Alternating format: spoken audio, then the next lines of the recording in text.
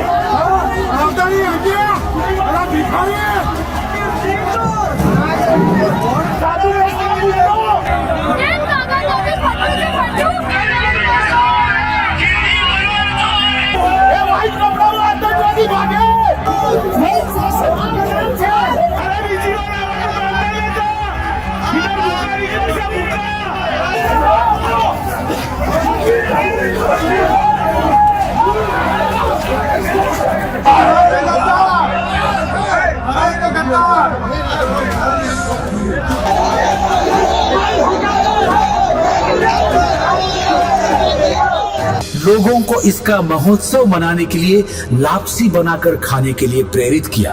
પણ આવો દિવસ થરાદમાં ક્યારે જોવા નહીં મળે તમને।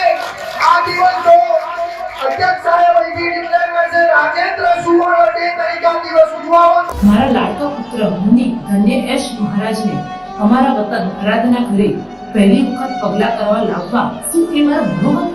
તોડફોડ કરી આજે અમારા પરિવાર ઉપર જીવનું જોખમ જાહેર કરવામાં આવ્યું। મિર્જાપુર પાસની એમના જ 4 દિનના ઉપાશ્રયમાં એક રાત રોકાવાની એવી વિનંતી કરી। रूह कांप उठे, पैरों तले जमीन खिसक जाए, ऐसे हमले का स्पष्टीकरण हमने पार्ट 1 में देखा। द थराद फाइल्स के माध्यम से एक ऐसे सत्य को आपके सामने लाने का प्रयास है जिसके परिणाम स्वरूप भविष्य में किसी भी समुदाय के साधुओं के प्रति ऐसा भयानक कृत्य करने का साहस कोई न करे।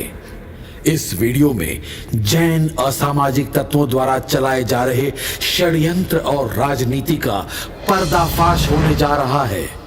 आप देखेंगे कि कैसे लोगों को समुदाय के नाम से उकसाकर उनसे हमला कराया जाता है।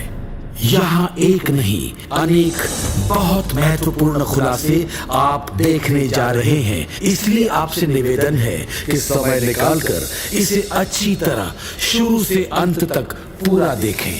आइए अब पार्ट 1 वीडियो के अंत में पूछे गए महत्वपूर्ण प्रश्नों के उत्तर की तरफ आगे बढ़ते हैं। इसमें आपको 2 साल पूर्व की निनह वाली घटना का खुलासा दिया जाएगा। क्वेश्चन नंबर 1, इस दिल दहलाने वाले कृत्य के पीछे किसका हाथ है? ये कलयुग है। इसमें समाज के अग्रणी और श्रावक कहलाते सभी की अहम भूमिका रही है। जिन साधु भगवंतों ने युवाओं को उकसाने वाली जो उत्तेजना भरी बातें की और पत्र लिखे, उन्हें हम विनय धर्म की मर्यादा में रहते हुए यहाँ नहीं दिखा रहे हैं। इस कृत्य में सबसे बड़ा नाम जो सामने आ रहा है वो है अखिल भारतीय त्रिस्तुतिक जैन संघ प्रमुख वागजी भाई बबल दास वोरा, जो अहमदाबाद के प्रख्यात साड़ी ब्रांड आसोपालो के मालिकों में से एक हैं। इनका इन्वॉल्वमेंट और लगातार झूठ के सिलसिलों को देखिए। सबूत पेश है। झूठ एग्जाम्पल नंबर 1। पहले सुनते हैं कि पूरी घटना घटित होने पर इनका क्या कहना था।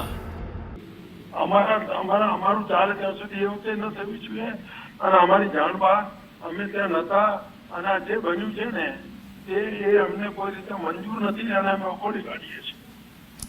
અમે શિસ્તબદ્ધ અહિંસક વિરોધ કરવા માનીએ છીએ. ध्यान रहे, ये स्पष्ट रूप से कहते हैं कि घटना स्थल पर इनकी हाजिरी नहीं थी। अब घटना के कुछ देर पहले का वीडियो आपके सामने पेश है, जिसमें वाघजी भाई गुरु भगवंत के थराद में प्रवेश को लेकर विरोध करते स्पष्ट नजर आते हैं।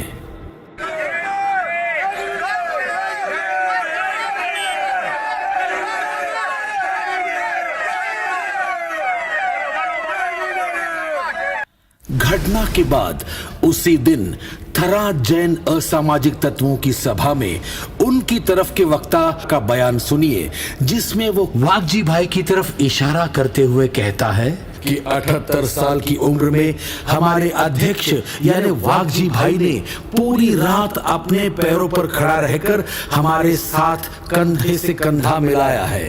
જ્યારે 78 વર્ષની ઉંમરે આપણા અધ્યક્ષ આખી રાત જો ખડે પગે ઊભા રહી શકતા હોય, તમારી જોડે ખભો ખભે મિલાવ્યો હોય। झूठ एग्जाम्पल नंबर 2। वाघजी भाई कहते हैं कि ये कार्य एक टोले ने किया। इस बात पर सुनिए न्यूज एंकर का क्या कहना था। अच्छा वाघजीभाई, તમે કહો છો કે આ ટોળાનો વિરોધ હતો, ટોળામાં કરી રહ્યા હતા, પરંતુ એક તરફ એક જે વિડિયો લેવા વાળા પણ જે વ્યક્તિઓ છે ને એ પણ એક મહારાજ સાહેબનું નામ બોલી રહ્યા છે કે અમારા ગુરુદેવની જય हो, અને તેની સાથે એક બીજા મહારાજ સાહેબને અપશબ્દો બોલી રહ્યા છે। जेतरा गांव प्रतिष्ठा में विखवाद डालने में थराद के जैन असामाजिक तत्व नाकामयाब रहे, तो वहां की मात्र 7-8 बहनों ने प्रतिष्ठा निर्विघ्न होने की खुशी में एक घर में 2 मिनट का गरबा क्या खेला। वाघजी भाई ने अपने लोगों द्वारा जैन इतिहास में काला कलंक लगाने वाले इस कृत्य की खुशी में ऐलान कर दिया कि हमने सबको गरबा करा दिया। आ गरबा है, एमने बहनों एवा गरबा गाया, एमनो એટલો આભાર કે આજે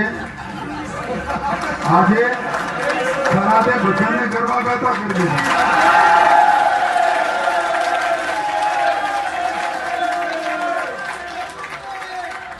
वाह वाघजी भाई वाह। वाघजी भाई का कहना था कि ये जो भी हुआ है उसकी वे निंदा करते हैं, लेकिन अगर हम वास्तविकता पर नजर डालें तो वे स्वयं इसका नेतृत्व कर रहे थे। ये कितने अफसोस की बात है मित्रों। झूठ एग्जाम्पल नंबर 3। थराद में रची गई शर्मनाक घटना का नेतृत्व करने के बाद वाघजी भाई ने कोई भी सबूत न होने पर भी बचाव के लिए मनगढ़ंत प्रत्यारोप लगाने के साथ दूसरों द्वारा किए गए एक 2 तिथि समुदाय के साध्वी की वयावच का श्रेय खुद के लोगों के लिए लेने का एक तुच्छ प्रयास किया। अरे भाई, ये सत्य होता तो भी राई जितने सत्कार्य से पर्वत जितने पाप को ढकने की ये कैसी कोशिश है। वाह वाघजी भाई वाह। इस झूठी बात का पता लगने पर जिस परिवार ने वास्तव में वयावच का लाभ लिया था, उसके द्वारा बहुत आदर के साथ इस झूठ का खंडन किया गया। देखिए आप, अब इस घटना के पीछे कुछ और मास्टरमाइंड्स हैं जो वाघजी भाई के साथी हैं। उनका हम आपसे परिचय करवाते हैं। शशि वोरा, सुहास अहमदाबाद, मूल वतन थराद। नवीन वीरवादिया, डीसा निवासी, मूल वतन थराद। થરાદની અંદરથી આપણા સમાજના ભાઈઓએ એમને ઊંધી પૂછડીને ભગાડી અને એક આપણી જાગૃતતા લાવી છે। એક ગામડાની અંદર ફરીથી પણ આ કીર્તિય સૂર્યનો પગ ન જાય એના માટે આપણે સદાય તત્પર રહેવાનું છે। જ્યારે સમાજ લેવલે જ્યારે પણ આકલ પડે કે ભાઈ આ ગામની અંદર આપણે જવાનું છે, ત્યારે બધાય ખભે ખભા મિલાવીને આપણે સૌ સાથે મળીને આવવાનું રાખજો। જય જીનેન્દ્ર, જય રાજેન્દ્ર। पिंटू बॉस, इस व्यक्ति ने बस और ट्रेन से लोगों को बुलाया था। ये व्हाट्सएप चैट देखिए और खुद उसी ने एक ऑडियो में कबूल भी किया है कि ये इस कृत्य को अंजाम देने में आगे था। તમે કોણ બોલો છો? પિન્ટુ બોસ. આ તો તમારા ઉપર લખ્યું છે. સુરતના 5 જણમાં અમે આવીએ છીએ, તમે અમારા નામ જાણેલા જ છે. તમારા ઉપર નથી લખ્યું, જેને ધમાલ કરી છે એની વાત છે. ધમાલ અમે જ કરી હતી, સુરતથી ધમાલ કરવા વાળા અમે જ હતા. अब देखिए इस पक्षाल कोरडिया नामक व्यक्ति को, जो बहुत बड़े पैमाने पर काफी व्हाट्सएप कम्युनिटी हैंडल करता है और लोगों को भड़काता है। અત્યારે જે સમય થઈ ગયો છે ને સમય પાકી ગયો છે તે બધાના સમાચાર તમારા સુધી તો પહોંચી જ ગયા હશે। બસ એ સમાચાર માણી અને આનંદ અનુભવશો। अब देखिए इस कल्पेश रमणीकलाल शेठ, इसकी हिम्मत तो देखे, आपके होश ही उड़ जाएंगे। भरी सभा में वाघजी भाई की अनुमति से आचार्य भगवंत कीर्तियश्री जी को आतंकवादी कह रहा है और इनके लोग ताली भी बजाते हैं। खाली ने खाली गुरु भक्तों नो मेळो छे अत्यारे બધા એક ગભેથી ગભે મિલાવીને થયા છીએ। એનું એક જ કારણ કે એક આતંકવાદી સમાન એવા કીર્તિયશ્રી મહારાજ સાહેબે જે પહેલા જેતડાને લૂંટવાનો પ્રયાસ કર્યો હતો, જે આપણે થરાદની અંદર આજે એકતા બતાવી છે, આવી એકતા આપણે આજીવન ક્યારે પણ આપણા લોહીનો છેલ્લો કણ બી હોય ને ત્યાં સુધી આપણે લડી લેવું જોઈએ। હું તો એમ કહું છું વાઘજીભાઈ, લોકોને તમારે જે પણ કાંઈ કરવું પડે એ કરી અને નામ જાહેર બહાર પાડો। ત્યારે પણ આપણને થરાદ માટે આવી નોબત આવે ત્યારે આ પબ્લિક હજી આપણી કંઈ કહેવાય જ નહીં, આખું ત્રિસ્તુદીપ પરિવાર અહીંયા ઉતારી દેવો જોઈએ। देखिए इन लोगों द्वारा आचार्य भगवंत को देरासर में से निकालने के प्रयास। કે અમારું દેરાસર છે, અમારા દેરાસરમાં આપને આવવાની ના બનાવી છે। આટલો બોર્ડ માર્યા છે કે કોઈ બે સમુદ્રના તિથિ વાળા કોઈ આવો નહીં। આટલું ચોખ્ખું કીધું પછી શું કામ આવો છો? તો પછી કેમ આવો છો? આટલી વિનંતી કરો, આટલો બોર્ડ માર્યો છે, આટલી વિનંતી કરો છો, આટલી વિનંતી કરો છો, મેં સાહેબ હાથ જોડીને વિનંતી કરો છો કે સાહેબને કહો કે નીકળે બા। क्वेश्चन नंबर 2, आचार्य भगवंत कीर्तियश्री जी पर जेतड़ा प्रतिष्ठा करवाने की लालसा रखने के आरोप में कितना तथ्य है?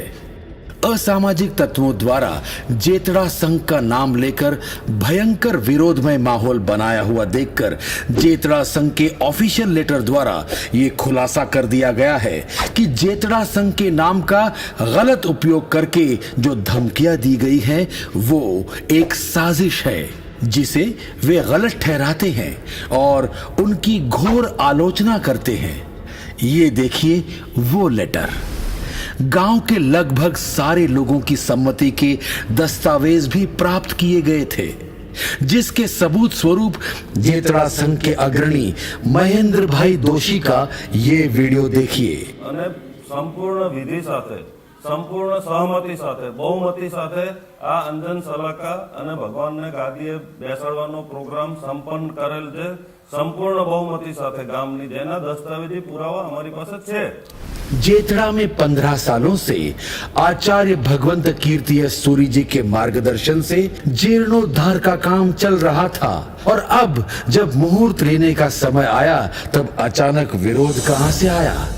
पहले भी जेतड़ा में 2 तिथि के एक महात्मा द्वारा प्रतिष्ठा की गई थी, जिसकी पत्रिका पेश कर रहे हैं। इन सारे सबूतों पर नजर डालें तो साजिश साफ नजर आती है। अब आप देखिए गुजरात के सीएम भूपेंद्र भाई पटेल का शुभेच्छा वाला पत्र। लगभग सारे जेतड़ावासी बहुत उत्साहित थे प्रतिष्ठा को लेकर। हमने प्रतिष्ठा संबंधित विषय को लेकर गुरु भगवंत के बारे में जानने की कोशिश की तो पता चला कि कुछ साल पूर्व दक्षिण राजस्थान में स्थित एक अति प्रख्यात, विशिष्ट और बड़े प्रभावक तीर्थ के जीर्णोद्धार के समय जब प्रभु उत्थापन के अनेक प्रयास असफल रहे और असंभव लगने लगे, तब वहां के ट्रस्टी आचार्य भगवंत कीर्तियश्री जी के पास विनती लेकर गए और उन्हीं के पास से मुहूर्त प्राप्त किया। आचार्य भगवंत ने अठम तप की साधना द्वारा देव गुरु की कृपा से निर्विघ्न उत्थापन का समापन किया था। प्रतिष्ठा के समय गुरु भगवान को ज्ञात हुआ कि आगे के कार्य में जिन आज्ञा के विरुद्ध कुछ बांध छोड़ हो रही है, तो फिर सबसे बड़ा महत्वपूर्ण कार्य उनके हाथों से होने के बावजूद भी वे पूरे कार्यक्रम से परे हो गए और फिर दूसरे समुदाय के आचार्यों द्वारा प्रतिष्ठा संपन्न हुई थी। ये जानकारी हमने दैनिक भास्कर परिवार द्वारा प्रकाशित धर्म गुरु नाम के पुस्तक में से प्राप्त की है। अब आप ही सोच सकते हैं कि लोगों ने जेतरा जैसे छोटे गांव की प्रतिष्ठा लालसा के जो आक्षेप लगाए हैं वो किस हद तक बेबुनियाद हैं। जेतरा प्रतिष्ठा में तो संघ के मेजॉरिटी सभ्यों की सम्मति के दस्तावेज भी है, लेकिन और जांच करने पर हमें पता चला है कि कुछ महीनों पूर्व ही धानेरा में प्रतिष्ठा 4 थोई और 3 थोई दोनों पक्षों द्वारा साथ मिलकर होने वाली थी।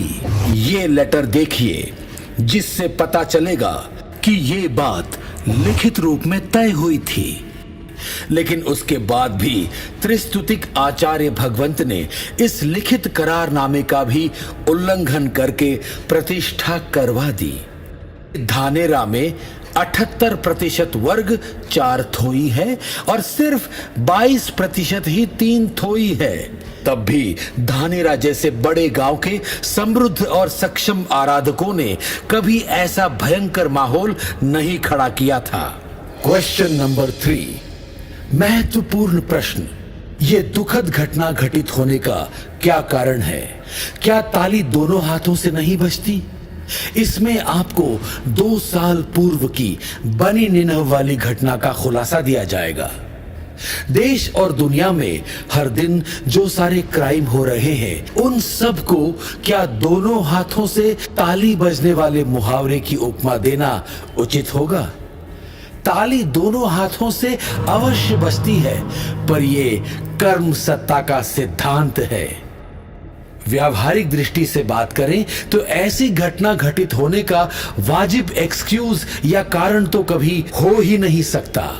सबसे पहले हमें समझना होगा कि ऐसे असामाजिक तत्वों को असामाजिक गतिविधियां ही क्यों पसंद आती हैं। इन लोगों की एक मानसिकता होती है जो सिर्फ और सिर्फ दुष्कृत्य करने की ही होती है। इस घिनौनी घटना को समझने के लिए इसकी जड़ तक जाना जरूरी है। इसके मुख्य कारणों को सुनते हैं कुछ उदाहरणों के साथ। स्टेप 1, ईर्ष्या और वैमनस्य। एग्जाम्पल 1, घटना के बाद उसी दिन जगदीश दोषी डीसा वाले व्यक्ति की बात सुनिए। ये कहता है कि कुमार पाल भाई का मुंह कोयले से काला करके उन्हें गधे पर बिठाकर गांव में घुमाना चाहिए। ये वीडियो देखिए। અમે પરિષદના અને દાદા ગુરુદેવના સાચા સેવક ન હોઈએ તો એ કુમારભાઈને કાળા કોલસાથી કાળો કલર કરી જો ગધેડા ન ફેરવીએ તો આ જગદીશ દોશી પરિષદ નથી। एग्जाम्पल 2, आगे बढ़कर ये भाई इस हद तक कहता है कि उधई यानी दीमक, अंग्रेजी में टर्माइट, जो बहुत तेजी से फैलती है, उसको 2 तिथि के नाम से पुकारो। वीडियो देखिए।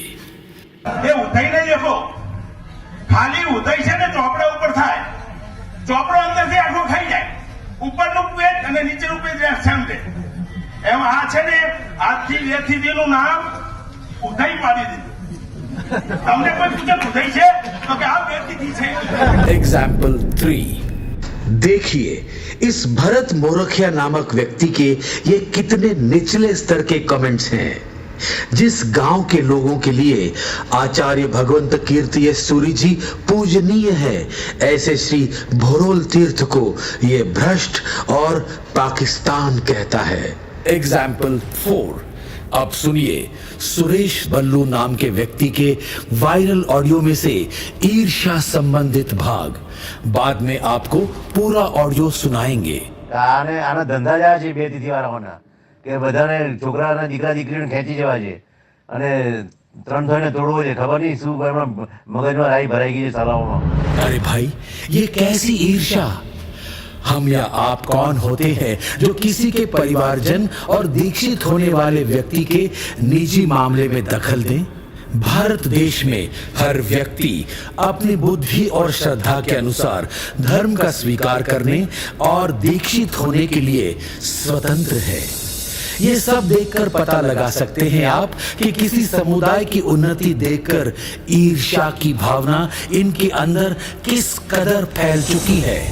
आपकी जानकारी के लिए बता दें कि आचार्य भगवंत कीर्तियश सूरी जी ने कुमारपाल भाई के पौत्र को 6 साल की कड़ी परीक्षा के बाद उनके परिवार के आग्रह से ही दीक्षा का मुहूर्त दिया था। और पार्ट 1 में हम देख ही चुके हैं कि कुमारपाल भाई की धर्मपत्नी सालों पहले इसी समुदाय में दीक्षित हुई थी। तो ये कहना कि आचार्य भगवंत कीर्तियश सूरी जी ने उन्हें अपनी तरफ खींचा, ये कितना बड़ा झूठ साबित होता है। एग्जाम्पल 5, इस ईर्ष्या भाव को साबित करने वाला और एक बड़ी सीख देता हुआ उनके व्हाट्सएप ग्रुप में एक सदस्य का मैसेज आता है जिसमें वो कहता है कि एक अग्रणी परिवार की कन्या का विवाह एक अनार्य परिवार में अनार्य देश में होता है। उसमें किसी ने आपत्ति भी नहीं जताई, परंतु एक परिवार ने अपने कुल दीपक को अपनी इच्छा अनुसार किसी समुदाय में दीक्षा दी तो उसे समाज द्रोह का नाम दिया गया। उन्होंने इन सब की आंखें खोल देने वाली बात कही। आगे देखिए, ईर्ष्या और वैमनस्य के कारण झूठे आक्षेप लगाने वाले कार्य का जन्म होता है। स्टेप 2, बेबुनियाद आक्षेपों द्वारा गलत फहमियां पैदा करना। एग्जाम्पल 1, छवि खराब करना। देखिए, इन लोगों द्वारा आचार्य भगवंत की छवि खराब करने के प्रयास। આવતીકાલે કીર્તિ સુરેશજી મારા સાહેબ થરાદમાં પધારી રહ્યા છે, એ એમનો ઇતિહાસ ભયંકર ગુનેગારી વાળો છે। એમની સામે કેટલા ફોજદારી કેસો ચાલે છે અને હાઈકોર્ટમાં પણ એક મેટર પેન્ડિંગ છે। जो आचार्य भगवंत को करीब से जानते हैं उन्हें पता है कि आज से नहीं बल्कि शुरू से ही उन पर व्यक्तिगत तौर पर होने वाले किसी भी तरह के बर्ताव का उन्होंने कभी विरोध या प्रतिकार तक नहीं किया, तो कानूनी कार्रवाई तो दूर की बात है। उन्होंने सिर्फ और सिर्फ शास्त्र के विरुद्ध जाने वाली प्रवृत्ति के खिलाफ आवाज उठाई है, उसमें भी किसी को व्यक्तिगत तौर पर टारगेट किए बगैर। इसी कारण भूतकाल में इन आचार्य भगवंत पर जो भी केसेस किए गए थे वे सारे केसेस हमारे अपने जैनों द्वारा ही उनकी आवाज को दबाने के लिए किए गए थे और लगभग सभी केसेस खारिज किए गए हैं। हमारा आपसे यही कहना है कि जब भी ऐसे विवादित किस्से सामने आते हैं तब हमसे क्या कहा जा रहा है और वास्तविकता क्या है, ये जानने का प्रयास हमें जरूर करना चाहिए ताकि लोक प्रवाह में हम बह न जाए और आशातना के घोर पाप द्वारा हम अपना भविष्य असुरक्षित न कर बैठे। विडंबना ये है कि ये असामाजिक तत्व लोगों को इन आचार्य श्री तक पहुंचने ही नहीं देना चाहते, वरना जो इनसे परिचित हो जाएं, उन्हें असामाजिक लोगों की मलिन राजनीति समझ आ जाती है और सारी गलतफहमियां दूर हो जाती हैं। एग्जाम्पल 2, 2 वर्ष पूर्व सूरत में हुए निन्हव वाली घटना का तथ्य।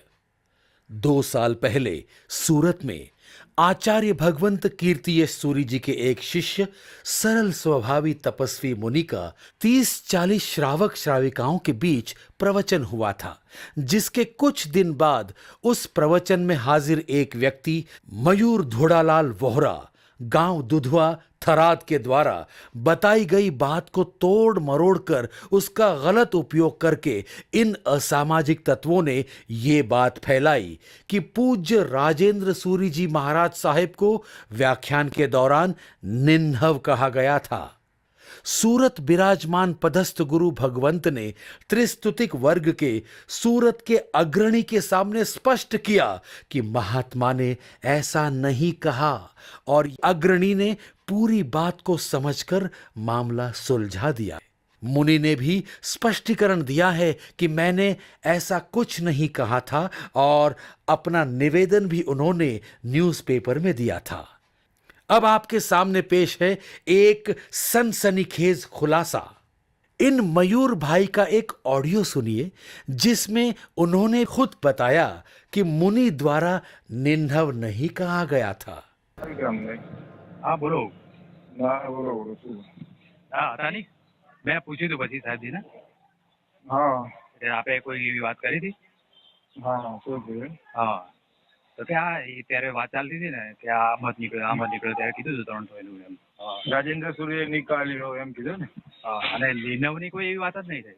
નિર્ણવ તો કઈ ન કહી શકે, જ્ઞાની ક્યાં છે? હા નિર્ણવનું વ્યાખ્યાન ચાલતું હતું ત્યારની વાત છે। હા એટલે આમાં શું થયું ખબર છે? હમણાં જાણમાં આવ્યું કે ક્યાંક વાત પહોંચી છે ઉપર કે નિર્ણવ કીધા તમે વાત निर्णय की बात तो नहीं, मैं हमारी जाते कागज में। ये भाई इतना भी कहते हैं कि उन्होंने तो लिखित रूप में भी दे दिया है कि निन्हव नहीं कहा था। अब आगे ये भाई बोलते हैं कि इन असामाजिक तत्वों ने इस मैटर को उछाल दिया है और अब वो इससे बाहर नहीं निकल सकते। मारा साहेब ना खास श्रावक है, અમે એમને જેને માનીએ છીએ કે મતલબ બહુ ભણાવે છે એમણે કે આ બધામાં પડવાનું જ નહીં, આપણને ન અનુકૂળ જ નહીં જવાનું સાંભળવા, બાકી કોઈ છે આ બધી ચર્ચામાં કોઈ મજા નથી। પણ મેં કીધું આવું એક થઈ ગયું છે, મારે એક જણને કહેવાય ગયું છે ને એને થોડું વાતાવરણ અંદરો અંદર વધારે નાખેલું છે એટલે હવે હું અત્યારે નીકળી નહીં શકું। મેં કીધું કેવું હોય અમુક જગ્યાએ ઇનકમિંગ જ હોય છે, આઉટગોઈંગ નથી હોતું ખ્યાલ હોય તો અમુક વસ્તુઓમાં, એટલે હું અત્યારે હવે ઇન્વોલ્વ થઈ ગયો છું, અત્યારે હું બહાર નહીં નીકળી શકું આ વાતમાંથી ને કે બરાબર છે પણ બાકી હવે આ બધી ચપ્પામાં નહીં પડવાનું। अगर किसी को भी इस ऑडियो क्लिप की जांच करवानी हो तो दोनों पक्षों के बीच इस व्यक्ति को ले जाकर फोरेंसिक लैब में ऑडियो क्लिप की एग्जामिनेशन की जा सकती है। लेकिन अफसोस इस बात का है कि इन असामाजिक तत्वों को समाधान नहीं, विरोध जीवित रखना था। उन्होंने व्हाट्सएप पे ये मुद्दा उछालकर अपने निजी स्वार्थ और षड्यंत्र के तहत भारत भर में उन तपस्वी मुनि को और इस घटना से जिनका कोई संबंध नहीं था उन आचार्य भगवंत कीर्ति सूरी जी को बदनाम किया। इसके कारण बगैर सत्य जाने उनके बहुत से साधु और ट्रस्टीगणों ने निन्हव तो कुछ भी नहीं, उससे भी एकदम निम्न स्तर की भाषा द्वारा उन तपस्वी महात्मा और उनके गुरु आचार्य भगवंत कीर्ति सूरी जी का घोर अपमान करते हुए उन्हें जबरन माफी मांगने के लिए दबाव डालने वाले पत्र लिखे थे। तो क्या अब ये सच जानने के बाद ऐसा लिखने वाले खुद माफी मांगने के लिए तैयार होंगे? क्योंकि एक तपस्वी मुनि और आचार्य श्री कीर्ति सूरी जी की उन्होंने अनजाने में ही सही इतनी घोर अशातना की। शास्त्रों में उल्लेख है कि श्री अरिहंत परमात्मा के समोसरण में भी 363 पाखंडी आते थे जो बाहर जाकर अर्थ का अनर्थ फैलाते थे और भगवान को बदनाम करते थे।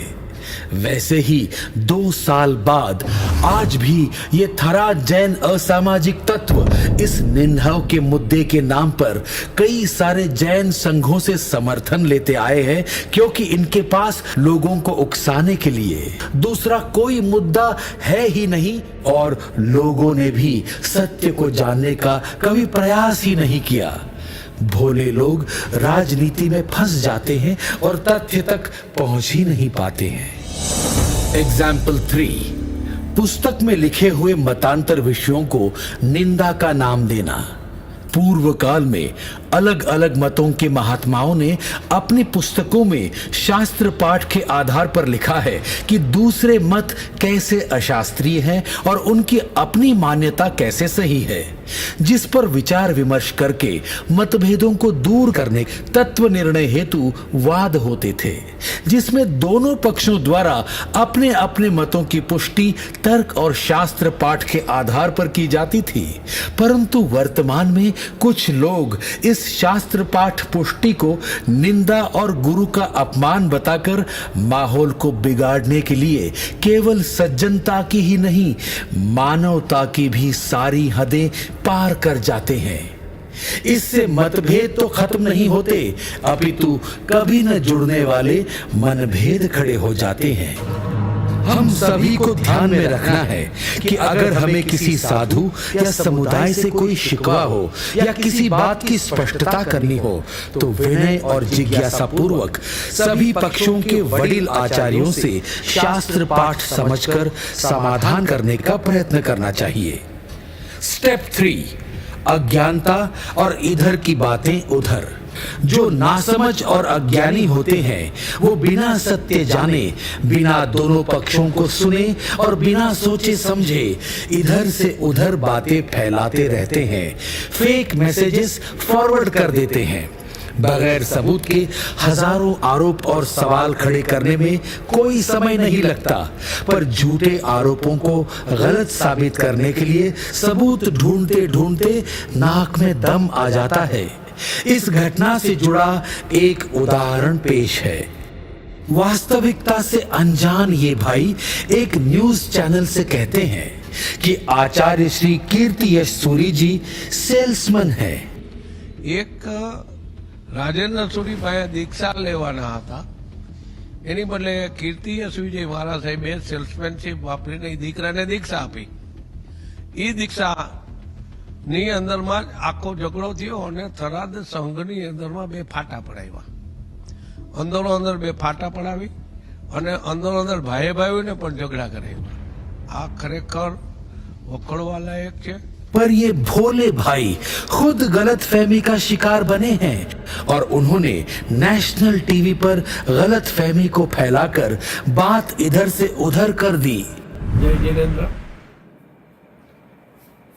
व्हाट्सएप मैसेज द्वारा जाणवा मळेल श्री राजेन्द्र सूरी महाराज साहेब पासे दीक्षा लेवाना हता, एने कीर्ति यश विजय महाराज साहेबे दीक्षा आपी। તે વોટ્સએપ મેસેજ દ્વારા મેં વાંચી અને નિવેદન આપેલ હતું, પણ એની અંદરમાં કોઈ તટસ્થ નથી કે સાચી વાત નથી।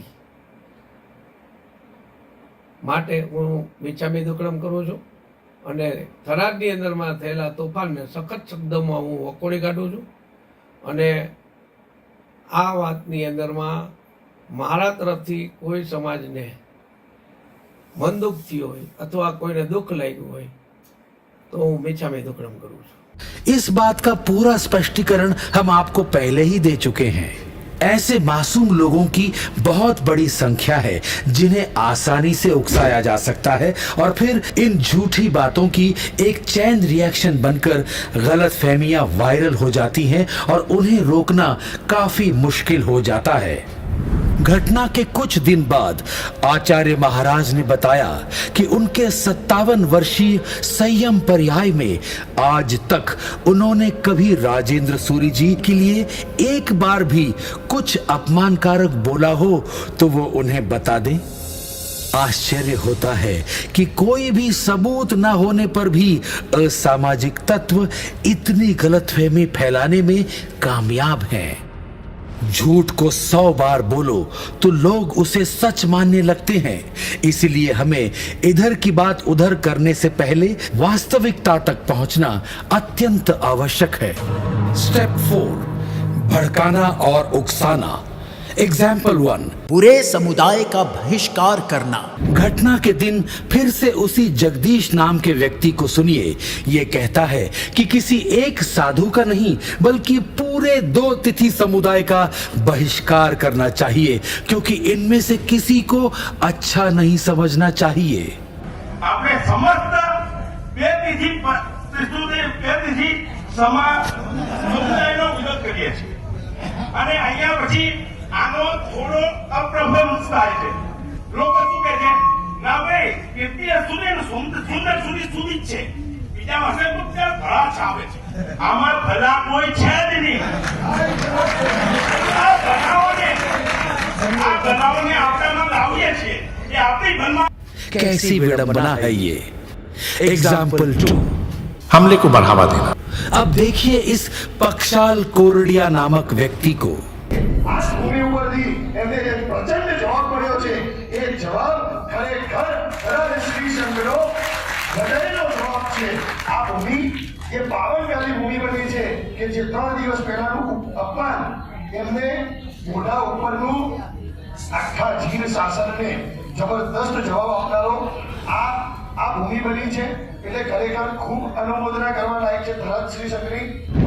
एग्जाम्पल 3, मनगढ़ंत घटनाओं को व्हाट्सएप पर वायरल करना. इन असामाजिक तत्वों द्वारा आए दिन व्हाट्सएप पर शातिर दिमाग वालों द्वारा सोची समझी साजिश के तहत मनगढ़ंत कहानियां बनाई जाती हैं, जिसमें जगह का नाम, तारीख, साक्षी में से किसी का उल्लेख या और कोई सबूत कुछ भी नहीं होते हैं. सिर्फ एक बेहतरीन तरीके से लिखी हुई कहानी होती है जो अच्छे खासे लोगों को दो तिथि महात्माओं के प्रति एकदम से तुरंत ही आग बबूला और उत्तेजित कर देती है. इसका प्रमाण देखिए. इस तरह भड़काने और उकसाने के माध्यम से ये लोग एक संदेश देते हैं कि हमारा धर्म खतरे में है और उससे लोग उत्तेजित हो जाते हैं और दुष्कृत्य करने पर आमादा हो जाते हैं. आइए इस पूरे प्रोसेस का सार समझते हैं. ईर्ष्या और वैमनस्य से जन्म होता है झूठे आक्षेपों का और फिर गलतफहमियों का. बाद में बातें आग की तरह फैलती है और लोगों को भड़काकर ऐसी दुखदाई घटना को अंजाम दिया जाता है. क्वेश्चन नंबर 4, चिंताजनक प्रश्न. ये घटना कितनी गंभीर है? इसका नाम द थराद फाइल्स क्यों है? पार्ट 1 में आपने बहुत कुछ देखा है, जैसे कि 50 जैन साधुओं पर घोर आक्रमण, मुनि के संसारी माता बहनों का डर के मारे घर गांव छोड़कर भागना, उनका घर तोड़ा जाना, उन्हें जानलेवा धमकियां देना इत्यादि. अब आगे देखिए. ऐसी एक्सट्रीम मानसिकता रखने वाले ये जैन असामाजिक तत्व खुलेआम विविध व्हाट्सएप ग्रुप में और इनकी सभाओं में इन जैन महात्माओं को घेरने का डिस्कशन करते हैं. और भी आगे बढ़कर ये लोग इन साधुओं के हाथ पांव तोड़ना, उन्हें फांसी पे चढ़ाना और उनका अस्तित्व वर्तमान से बदलकर भूतकालिक कर देने के लिए भी उकसाते हैं. सबूत पेश हैं. देखिए, सचिन मोरखिया कहता है कि कीर्ति यश सूरी जी थराद में ही मौजूद है, इसीलिए हम सभी लोगों को उन्हें अच्छी तरह से घेर लेना चाहिए. दिव्येश धरु कहता है कि ये साधु अगर थराद में आते हैं तो उनके पैर तोड़ देने चाहिए. श्रीटू बल्लू बोलता है कि इनका अस्तित्व वर्तमान से बदलकर भूतकालिक कर देना चाहिए. अब सुनिए इस सुरेश बल्लू को. ये बोलता है इन साधुओं को फांसी पर चढ़ा देना चाहिए और पुलिस की 50 गाड़ियां भी आए तो भी किसी को डरना नहीं चाहिए. અરે ખબરીલાલનો બાપ હોય ને તો ગભરાવાનું નથી યાર, સમજ્યા? આપણા ગુરુની વિરોધ બોલે ને એને કોઈ કારે માફ કરી શકાય નહીં. એને ફાંસી આપો ને ફાંસી તો ઓછી સજા છે કે એને ખબર નથી પડતી કે ગુરુદેવનો અભ્યાસ શું છે અને તમારો અભ્યાસ શું છે. કોઈ જાતનું સેન્સ તો છે નહીં. પોતાના ઘરમાં માથું નહીં બીજાના ઘરમાં માથા મારે છે, એને માથામાં મરાય. મીઠાઈ કાલે કે ગોળ આલે, એના માથામાં મારવી જોઈએ મીઠાઈ, તો એને ખબર પડે. થરાદ જઈને આજ કરજો. જે બી થરાદ જાઓ ને એ કોઈ જાતનું ગભરાતા નહીં તમે. પોલીસની 50-100 ગાડીઓ આવે ને તો પણ ગભરાવાનું નથી. હા, આપણે બાપ બનીને રહેવાનું છે. घटना के बाद उसी दिन थराद जैन असामाजिक तत्वों की सभा में उनकी तरफ के वक्ता खुलेआम इस घिनौने कृत्य को महज एक झांकी कहा है. इनके प्रमुख वागजी भाई की हाजिरी में ये सब कहा गया है.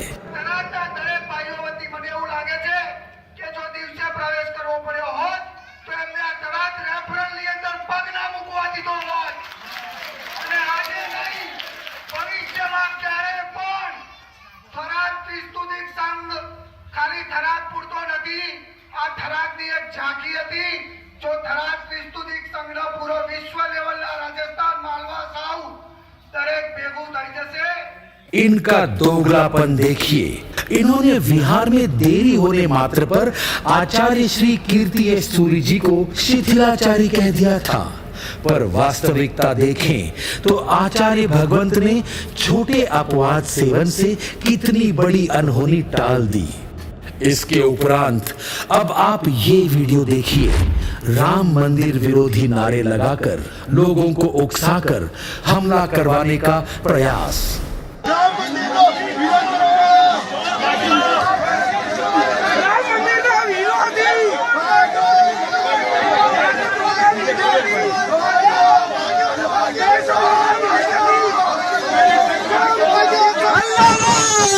आपको बता दें कि आचार्य भगवंत कीर्ति एस सूरी जी ने सालों साल रामायण पर अपने प्रवचन आदि में श्री रामचंद्र जी और रामायण के एक एक पात्र के गुणगान किए हैं और रामायण पर एक नहीं अनेक प्रवचन किए हैं। उन प्रवचनों की अनेक किताबें भी छपी हैं।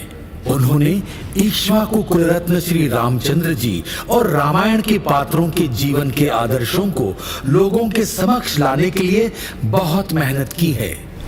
घटना के दौरान पुलिस और सुरक्षा कर्मियों के होते हुए भी इतना कुछ हो गया, तो पुलिस और सुरक्षा कर्मी ना होते तो न जाने भीड़ के बहाने से ये क्या कुछ करने की फिराक में थे। इस घटना के दौरान वहां हाजिर लोगों द्वारा पता चला कि उन साधुओं की रक्षा में यदि देव गुरु की कृपा नहीं होती तो आज उनके दर्शन उनकी पालकी निकालने पर ही करने पड़ते।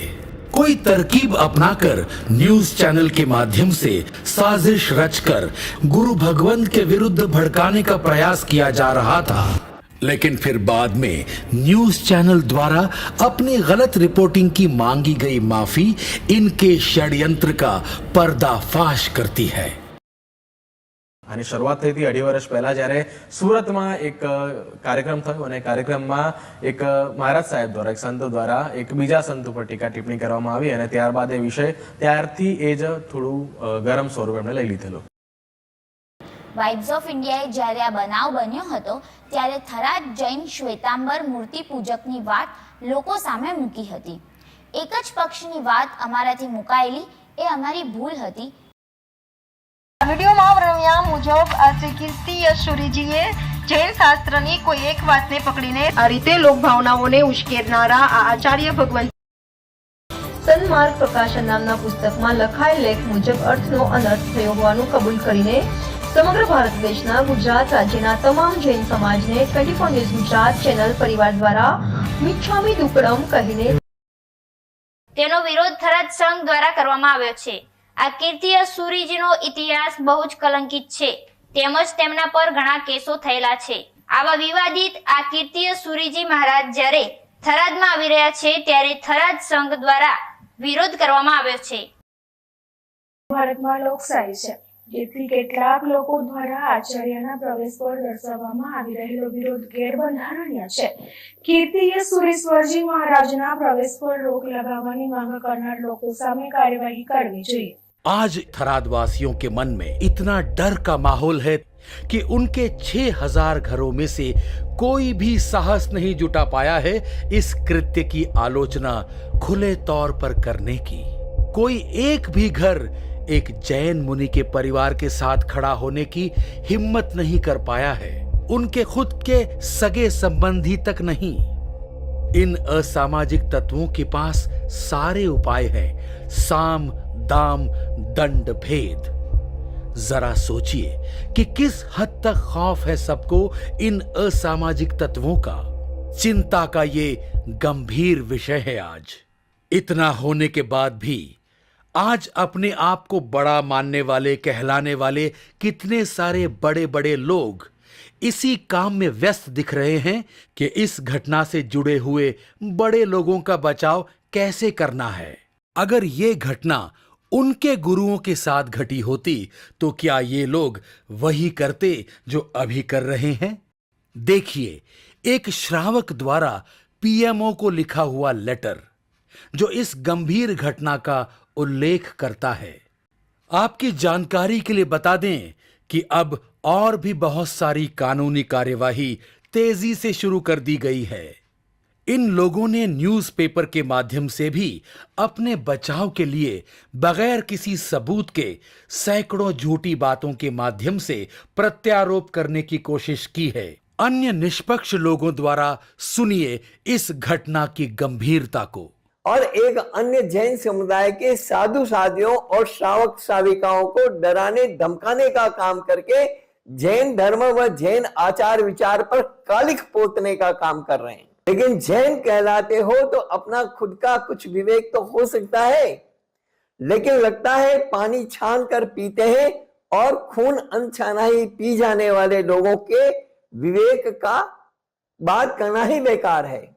मेरा सभी गुरु भगवंतों से, हर श्रद्धेय जैनाचार्य से, हर साधु साध्वी श्रावक श्राविका, सुज्ञ विज्ञ प्रबुद्ध जनों से सवाल है कि थराद के इस वीडियो में जो कुछ उन्माद और हुड़दंग दिखाया गया है वह अहिंसा है या हिंसा?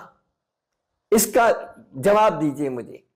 जैनाचार है या अत्याचार कदाचार? अब आगे ये लोग अपने बचाव में क्या क्या प्रतिक्रियाएं देंगे, कोशिशें करेंगे, वो तो देखेगी दुनिया और समझेंगे समझदार। Conclusion part 2। ऐसी घटना की जितनी ज्यादा आलोचना होगी उतना ज्यादा उन असामाजिक लोगों को एक कड़ा सबक मिलेगा। हम स्पष्ट कर देना चाहते हैं कि हम पूरे थराद या त्रिस्तुतिक समाज को असामाजिक नहीं कह रहे हैं, सिर्फ उन्हीं को कह रहे हैं जिन्होंने ये घोर पाप किया है। ये वीडियो हमने किसी भी समुदाय को ऊंचा या किसी समुदाय को नीचा दिखाने की भावना से नहीं बनाया है। हमने केवल तथ्य और वास्तविकता आपके समक्ष रखने का एक छोटा सा विनम्र प्रयास किया है। ऐसा कृत्य किसी भी कीमत पर किसी भी साधु के प्रति, किसी भी समुदाय के प्रति स्वीकार नहीं होना चाहिए। साथियों, अब वक्त आ गया है कि हमें ये तय करना होगा कि हमें धर्म शासन से प्रेम है या महज ऐसे असामाजिक कृत्य करने कराने वाले नकारात्मक प्रवृत्ति के समाज घटकों से। इस वीडियो की प्रस्तुति के दौरान हमने जिनाग्ना के विरुद्ध कुछ कहा हो तो मिच्छामि दुक्कडम, जैनम जयति शासनम।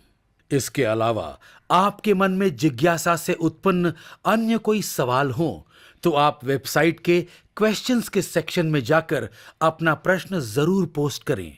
आपसे वादा करते हैं कि आपको शीघ्र ही उत्तर दिए जाएंगे। धन्यवाद।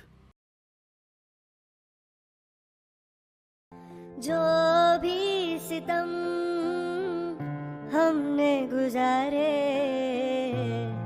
दो सजा हमको उसकी प्रभु हो, दो सजा हमको उसकी प्रभु।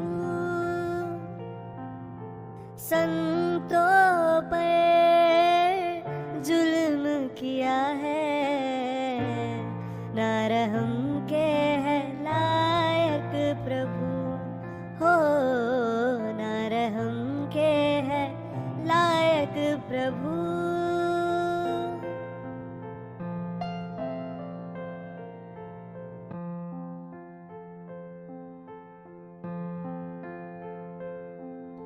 जो भी सितम हमने गुजारे, दो सजा हमको उसकी प्रभु हो, दो सजा हमको उसकी प्रभु। संतों पर जुल्म किया है, ना रहम के है लायक प्रभु हो, ना रहम के है लायक प्रभु।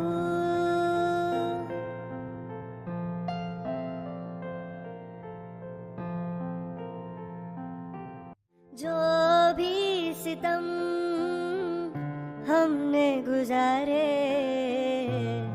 दो सजा हमको उसकी प्रभु हो, दो सजा हमको उसकी प्रभु।